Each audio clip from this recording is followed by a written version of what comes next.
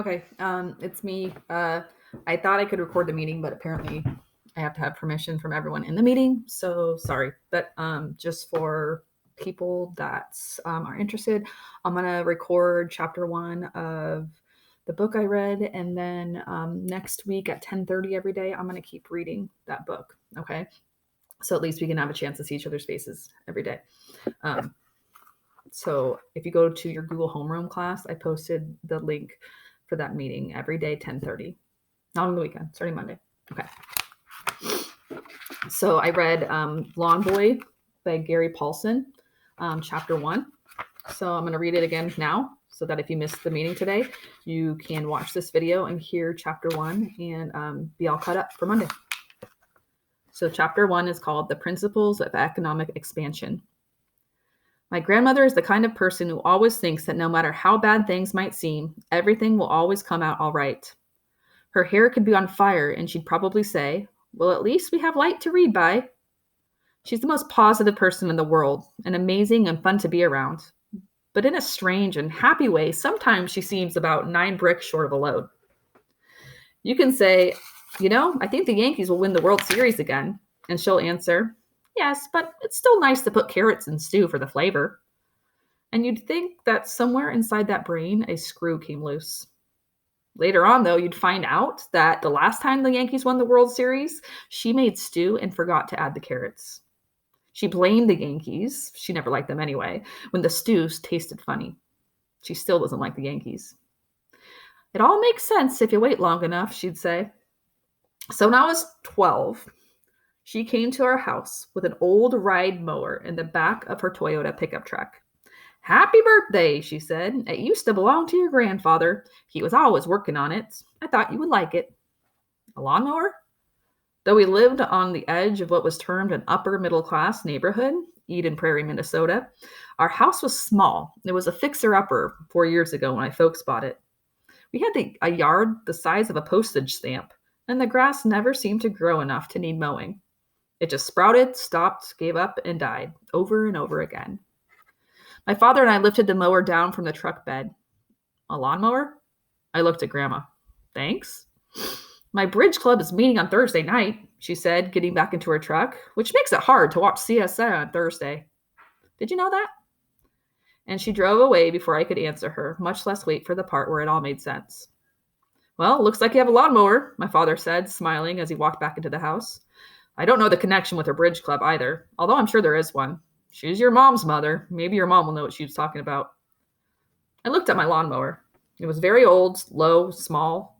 It looked like it could only cut about a 2-foot wide area, and it was nothing like the fancy new machines I had seen.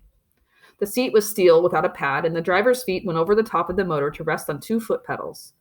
One was a brake and the other a clutch that you'd have to push down to get the mower moving. It steered with 2 levers, like a very small bulldozer, and looked more like a toy than a mower. Okay, since I was 12, I didn't have much experience with motors. I never even had a dirt bike or a 4-wheeler. I'm just not machine-oriented. My birthday present sat there. I tried pushing it to the garage, but it didn't seem to want to move. I even turned around and put my back against it, pushing with my legs, which I thought would help give me better leverage, but it didn't help. It just sat there. So I studied it. On the left side of the motor was a small gas tank, and I unscrewed the top and looked in. Yep, gas. On top of the tank were 2 levers. The first was next to a picture of a rabbit and a turtle. Even though I'm not good with machines, I figured out that was the throttle, and the pictures meant going fast and going slow. The other lever said on and off. I pushed on. Nothing happened, of course. On the very top of the motor was a starting pull rope. What the heck, why not? I gave it a jerk, and the motor sputtered a little, popped once, then died. I pulled the rope again and again, and the motor hesitated, popped, and then roared to life. I jumped back. There was no muffler, so it was noisy. Once when I was little, my grandmother, in her usual logic-defying fashion, answered my request for another cookie by telling me that my grandfather was a tinkerer. He was always putting around with things, taking them apart, putting them back together. When he was around, nothing ever broke. Nothing ever dared to break. As loud as my mower was, it still wasn't moving, and the blade was not going around. I stood looking down at it. Then the strange thing happened. It spoke to me. Well, not really. I'm not one of those woohoo people or a whack job. At least, I don't think I was, but maybe I am now. Anyway, There was some message that came from the mower through the air and into my brain. A kind of warm or maybe a settled feeling, like I was supposed to be there, and so was the mower, the two of us, like it was a friend. Yeah, right. I know how that sounds. Like two friends, the mower and me, sitting under a tree and talking to each other, reading poems about grass and mowing. Totally whack. But still, the feeling was there. Next, I found myself sitting on the mower, my feet on the pedals.